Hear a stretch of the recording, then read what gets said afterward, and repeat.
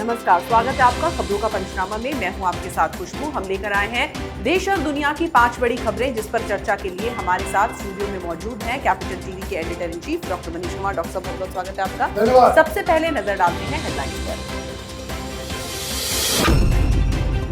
सर्वदलीय बैठक में बोले विदेश मंत्री एस जयशंकर, अफगानिस्तान की स्थिति गंभीर, भारतीयों को निकालना प्राथमिकता।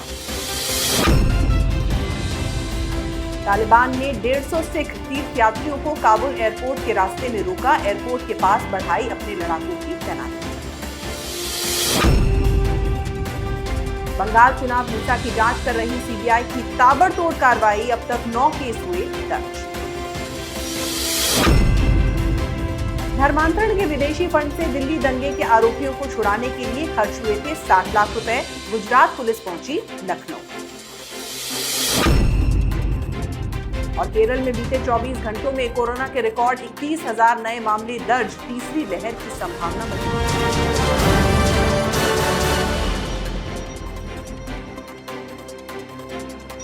रुक करते हैं पहली खबर का। विदेश मंत्री एस जयशंकर ने आज सर्वदलीय बैठक में सभी राजनीतिक दलों के नेता समूह को अफगानिस्तान के हालात से रूबरू कराया। बैठक में विदेश मंत्री एस जयशंकर ने कहा कि अफगानिस्तान में हालात ठीक नहीं है, वहां की वर्तमान स्थिति काफी गंभीर है। उन्होंने कहा कि हम अपने लोगों को निकालने में जुटे हुए हैं। सरकार ने बताया कि वो अफगानिस्तान में फंसे लोगों को बाहर निकालने की लगातार कोशिश कर रहे हैं।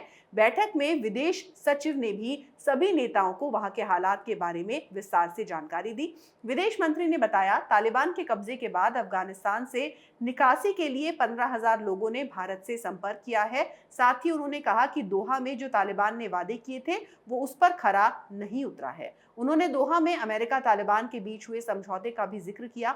विदेश मंत्री ने अपनी ब्रीफिंग के आखिर में कहा कि भारत इस समय अफगानिस्तान में अराजकता पर वेट एंड वॉच की नीति अपना रहा है। उनके भाषण के बाद सभी विपक्षी दलों ने सर्वसम्मति से अफगानिस्तान में संकट पर सरकार की स्थिति पर बधाई दी और भारत के निकासी कार्यक्रम के लिए जयशंकर की सराहना की। डॉक्टर साहब, इस सर्वदलीय बैठक का इम्पैक्ट क्या होगा? देखिए, सबसे बड़ा इम्पैक्ट ये होगा कि ये जो अभी तक पीछे से जो आवाज़ें आ रही थी कि तालिबान से बात कर लो, तालिबान की वजह से हमारा $3 बिलियन का जो इन्वेस्टमेंट वो बर्बाद चला जाएगा, सरकार के पास कोई नीति नहीं है। भाई राहुल गांधी और बाकी तमाम विपक्षी लीडर्स कह रहे थे कि भाई बहुत ही कंफ्यूज किस्म की रणनीति हिंदुस्तान बना रखा है अफगानिस्तान को लेकर के, हम बिल्कुल ही आइसोलेट हो गए, हम लोगों ने इतना सब कुछ किया। तो आज की इस मीटिंग के बाद से ये जो अलग अलग स्वरों में अलग अलग हिसाब से विपक्ष की पार्टियां ये जो बयानबाजी कर रही थी उस पर लगाम लग जाएगा। क्योंकि आज बाहर निकलने के बाद विदेश मंत्री ने साफ साफ कहा कि सारे विपक्षी दलों की राय एक है। और जब आप इस तरह की सर्वदलीय बैठक करते हैं और सारे विपक्ष की पार्टियों को आप सरकार के इंटेंशन, उनकी नीति, उनके प्लान के बारे में आप एक ब्रीफ नोट्स दे देते हैं, उसके बाद कोई लाइन तोड़ के अपने हिसाब से बयानबाजी करेगा तो वो उसको लिए नुकसानदेह हो जाएगा। इसलिए सबसे पहला जो अचीवमेंट इस मीटिंग का ये है कि आपने ये जो अलग अलग तरह के जो स्वर आ रहे थे उस पर आपने लगाम लगा दी। दूसरी तरफ आपने देश को भी बता दिया, सारे पॉलिटिकल पार्टीज़ को भी बता दिया कि अफगानिस्तान में जो स्थिति है वो हिंदुस्तान के लिए ठीक नहीं है। वहाँ पे जिस हिसाब से तालिबान जबरन वहाँ पे लोगों को तंग कर रहा है, हत्याएं कर रहा है, रेप कर रहा है, लड़कियों को उठा करके वो लेकर के भाग जा रहे हैं तालिबानी आतंकी, तो वो स्थिति चिंताजनक बनी हुई है। और भारत तालिबान के साथ नहीं बल्कि अफगानिस्तान की जनता के साथ खड़ा है। और तीसरी जो सबसे अहम चीज़ इसमें आई है कि हिंदुस्तान फिलहाल तालिबान को रिकॉग्नाइज नहीं करने जा रहा है। ये मोटा मोटी इस मीटिंग के तहत जो डिस्कशन हुआ और आगे फ्यूचर में क्या सरकार करने वाली है उसका एक हिंट भी विपक्ष की पार्टियों और सारे सांसदों को दे दी गई। जी, तो एस जयशंकर ने जिस तरीके से विपक्ष के मुंह पर टेप लगा दिया वो बहुत ज्यादा जरूरी था, क्योंकि जब तक विपक्ष की बोलती बंद नहीं होती तब तक भारत जो है वो अफगानिस्तान के मसले पर आगे कुछ नहीं कर पाएगा। रुक करते हैं दूसरी खबर का। अफगानिस्तान से भारत आना चाह रहे 150 सिखों को तालिबान ने काबुल से एक उड़ान में सवार होने से रोक दिया। तालिबान ने काबुल एयरपोर्ट के पास अपने लड़ाकों की तैनाती बढ़ा दी है और 15 घंटे से भारत की उड़ानें भरने का इंतजार कर रहे 150 सिखों को वहां से लौटने के लिए कहा। इंडियन वर्ल्ड फोरम के अध्यक्ष पुनीत सिंह की तरफ से दी गई जानकारी के अनुसार तालिबान ने जिन हिंदुओं और सिखों को भारत आने से रोका वो भारत में गुरु तेग बहादुर के 400वें जन्म दिवस कार्यक्रम में भाग लेने के लिए आ रहे थे। उत्तर प्रदेश के जल शक्ति राज्य मंत्री बलदेव सिंह औलख ने केंद्रीय गृह मंत्री अमित शाह को पत्र लिखकर अफगानिस्तान से भारत आ रहे हिंदू और सिख परिवारों को रामपुर जिले की बिलासपुर तहसील में बसाने की पेशकश की है। औलख ने अमित शाह को लिखे पत्र में कहा कि भारत सरकार द्वारा अफगानिस्तान से विस्थापित हिंदू और सिख परिवारों को भारत लाया जा रहा है। उन्हें बसाने के लिए रामपुर जिले की बिलासपुर तहसील में जमीन देने के लिए वहां के निवासी तैयार हैं। डॉक्टर साहब क्या कहेंगे आप? देखिए, कहाँ है वो बिरयानी बांटने वाला गैंग? कहाँ है वो खालिस्तानी? कहाँ है पन्नू? और कहाँ है ये पाकिस्तान के पैसे के ऊपर हिंदुस्तान के अंदर तबाही मचाने वाले वो सिख लीडर्स? इनको चुल्लू भर पानी में डूब के मर जाना चाहिए कि जिस हिसाब से वहाँ पे जिहादी गैंग ये तालिबान सिखों को परेशान कर रहा है, तो अभी तो कोई वीडियो अपलोड नहीं हो रहा इन खालिस्तानियों के द्वारा। बचाने के लिए मोदी सरकार और बिरयानी बांटने के लिए जिहादी। ये तमाशा इन लोगों को अब समझ में आनी चाहिए कि दुनिया इस तालिबान और ये जो इस्लामिक जिहाद है, ये जो आतंकवाद है, उससे परेशान है। और अब जब वहाँ के सिखों को, हिंदुओं को रोका जा रहा है, तो कहाँ गए ये सीए वाले? कैसे आएंगे वापस ये? अभी तो सारे लोग कह रहे हैं वापस बुला लो, सिखों को बुला लो, हिंदुओं को बुला लो। किस कानून के तहत? अगर ये सीए नहीं हो तो ये लोग कहाँ आएंगे? किस हिसाब से यहाँ पे हिंदुस्तान में आप रहने के लिए रामपुर में जगह दे दिया जा रहा है? तो कहने का मतलब ये है कि अभी तालिबान आया है तो सीए का मतलब समझ में आ गया लोगों को। कुछ दिन के बाद ये किसान के जो कानून जो है वो तीनों काला कानून जो बता रहे हैं ये लोग, ये भी समझ में आ जाएगा। लेकिन वहाँ हो क्या रहा है इसे समझना ज़रूरी है। दरअसल तालिबानी तो आतंकी संगठन है। उनको लग रहा है कि भाई लोग छोड़ के भाग रहे हैं, तो लोग जब छोड़ के भागेंगे तो पूरी दुनिया में लोग यही कहेंगे कि भाई तालिबान सुधरा नहीं है, तालिबान वही काम कर रहा है जो 1995 में कर रहा था। तो वो इन सब चीज़ों को बचाने के लिए उसने साफ साफ एक ऐलान, एक फरमान जो है जारी कर दिया है कि जो लोग अफगानिस्तान के सिटीजन हैं वो अब बाहर नहीं जा सकते। ये सिख परिवार और हिंदू परिवार जो वहाँ फंसे हुए हैं, जो 150 लोग हैं, ये कोई हिंदुस्तानी नहीं है, ये अफगान सिटीजन हैं। चूँकि इनके पास सिटीजनशिप अफगानिस्तान की है, लेकिन उनको मालूम है कि तालिबान की हुकूमत आ गई तो सिखों को मारा जाएगा, वहाँ हिंदुओं को मारा जाएगा, मंदिरों को तोड़ा जाएगा, गुरुद्वारों को तोड़ा जाएगा। इसलिए वो जान प्राण बचा करके वो भागना चाह रहे हैं। उसी हिसाब से उन्होंने कहा कि भाई हम तीर्थाटन के लिए भारत जाना चाहते हैं, लेकिन अब तालिबान तो तालिबान है, ये तो शाहीन बाग वाले हैं नहीं। तो ये सारे लोग जो है वहाँ पे फंसे हुए हैं, उनको शायद आने नहीं दिया जाए, उनको वहाँ पर रखा जाए। उनके साथ बहुत ज़्यादा आगे आगे चल करके वो प्रॉब्लम भी होगी। तब ये पूछा जाना चाहिए इन खालिस्तानियों से, इन पन्नू से, कि भाई अपने इमरान खान को कहो कि वहाँ से सिखों को बाहर निकालने दे, उनकी जान बख्श दे तालिबान। तो ये डुअलिटी, इन सब चीज़ों को समझना ज़रूरी है। जी, तो जाहिर सी बात है कि कुछ देर आए मेहमान को बिरयानी खिलाना तो आसान है, लेकिन उस मेहमान को अपने दिल में और अपने घर में जगह देना वो हमारे देश के लेफ्ट लिबरल कबाल गैंग के बस की बात नहीं है। रुक करते हैं तीसरी खबर का। केंद्रीय जांच एजेंसी ने पश्चिम बंगाल में चुनाव के बाद हुई हिंसा के संबंध में अब तक 9 मामले दर्ज किए हैं। जानकारी के मुताबिक हिंसा के मामलों की जांच का जिम्मा संभाल रही जांच एजेंसी की सभी 4 विशेष इकाइयों ने अपने दलों को कोलकाता से राज्य के अपराध स्थलों में भेजा है। कुछ और मामले दर्ज किए जाने की प्रक्रिया में हैं और उनमें से कुछ मामले राज्य सरकार ने सौंपे हैं। कलकत्ता उच्च न्यायालय की 5 सदस्यीय पीठ ने इसी महीने पश्चिम बंगाल में हुए विधानसभा चुनावों के बाद कथित दुष्कर्म और हत्या के मामलों की जांच सीबीआई से कराने का फैसला सुनाया था। इसके अलावा चुनावी हिंसा के दूसरे मामलों की जांच हाईकोर्ट की निगरानी में गठित एक स्पेशल जांच टीम करेगी। अदालत ने पश्चिम बंगाल की ममता बनर्जी सरकार को भी सीबीआई की मदद करने के लिए कहा था। एसआईटी में पश्चिम बंगाल कैडर के आईपीएस अधिकारी सुमन बाला साहू, सोमेन मित्रा और रणवीर कुमार शामिल होंगे। डॉक्टर साहब, सीबीआई की शुरुआत ही इतनी धुआंधार है तो फिर आगे क्या होगा? देखिए, इसमें दो तरह से इन्वेस्टिगेशन चल रहा है। इसे समझना जरूरी है कि जो सीबीआई जो कर रही है वहाँ पे, तो सीबीआई सिर्फ रेप और मर्डर के केस को वो डील कर रही है, और ये जो एसआईटी जिसमें 3 आईपीएस ऑफिसर हैं वेस्ट बंगाल कैडर के, उनको बाकी सब काम जैसे आग लगाने का काम है, लोगों को मारपीट, छोटी मोटी जो वायलेंस जो हुए हैं, छोटे मोटे हुए हैं, लेकिन 15,000 की संख्या है, कोई एफआईआर दर्ज नहीं हुआ, कुछ नहीं हुआ, तो वो एसआईटी कर रही है। और सीबीआई रेप और मर्डर के क्राइम्स के ऊपर वो धुआंधार इन्वेस्टिगेशन चल रहा है। अब कल ममता बनर्जी का बयान आया था। ममता बनर्जी ने कहा सीबीआई को कुछ हाथ नहीं लगेगा, और उस बयान के अभी 24 घंटे पूरे नहीं हुए हैं, 9 मामले दर्ज हो गए हैं और दर्जनों मामलों में ये एफआईआर दर्ज कराने की प्रक्रिया शुरू हो गई है। और मैं आपको बता दूं, जो सीबीआई ने इन्वेस्टिगेशन का जो रास्ता अपनाया है वो ये अपनाया है कि जो तमाम रिपोर्टें जो ह्यूमन राइट कमीशन के द्वारा दी गई हैं, एक एक केस के, जिसको कह सकते हैं कि स्पॉट पे जाके उन परिवारों से मिलके, वहाँ के स्थानीय लोगों से मिलके वो पूरी कहानी, पूरी डिटेलिंग और पूरा इन्वेस्टिगेशन करने की शुरुआत की है। 109 लोगों की प्रॉपर टीम है सीबीआई की, जो अलग अलग जगहों पे जाकर के सारे सबूत और बयान को दर्ज कर रहे हैं।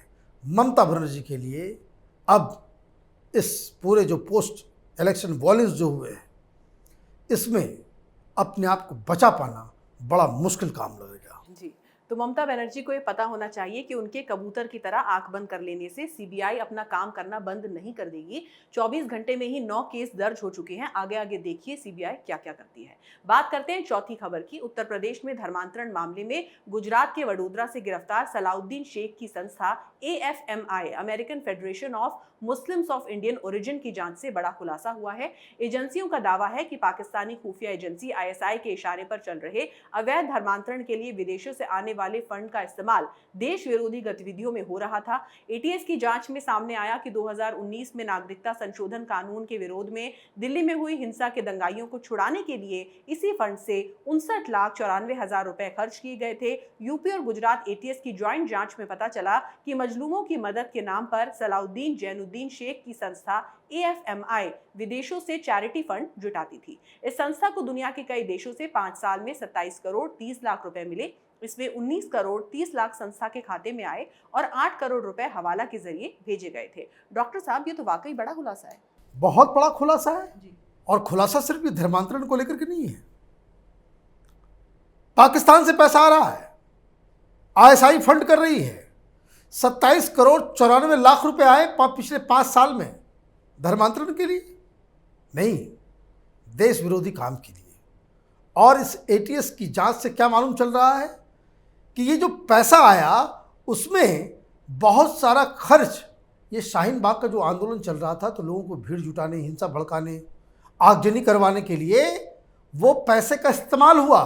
मतलब ISI पाकिस्तान वो पैसा भेज रहा है दुबई से पैसा आ रहा है इनके खाते में, और ये खर्च कहाँ हो रहा है? ये खर्च हो रहा है शाहीन बाग के आंदोलन में। और दूसरा खुलासा क्या हुआ है?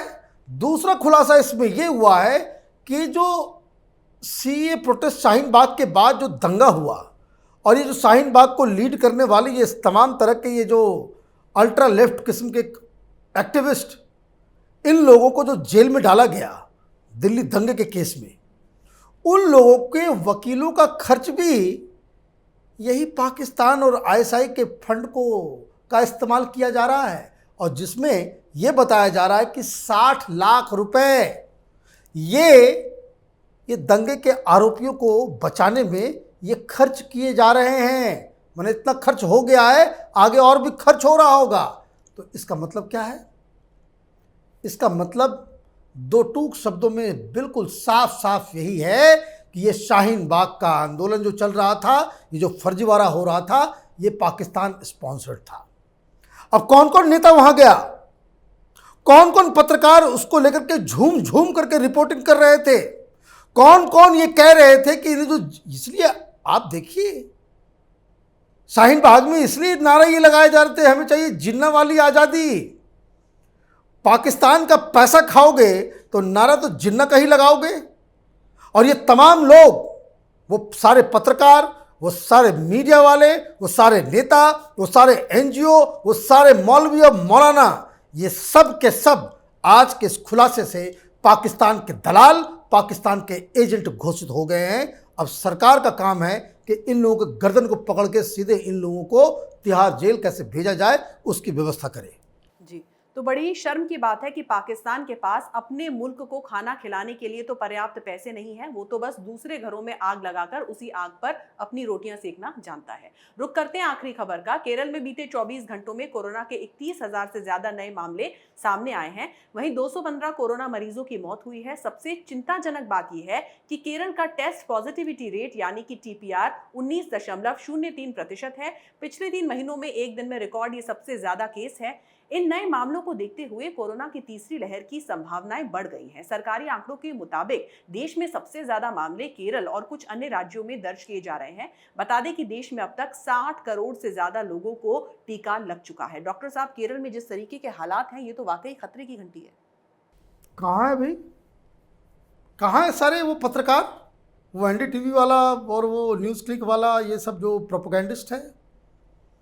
केरल मॉडल हिंदुस्तान में सबसे बढ़िया केरल में जो है वो कोरोना का उपचार हो रहा है, और सबसे खराब योगी मॉडल।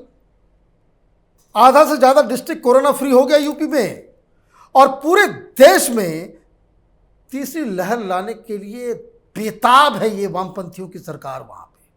क्यों हो रहा है ऐसा? अब आप देखिए, अभी जो देश का आज का जो आंकड़ा है उसमें 65% केसेस सिर्फ केरल में है। 2.5 करोड़ के आसपास, 2.5% के आसपास पॉपुलेशन है। 3 करोड़ के आसपास टोटल पॉपुलेशन है। दिल्ली और NCR के आसपास पॉपुलेशन है, और वहाँ पे इस तरीके से 65% केसेस जो है वहाँ पे मिल रहे हैं। क्यों मिल रहे हैं?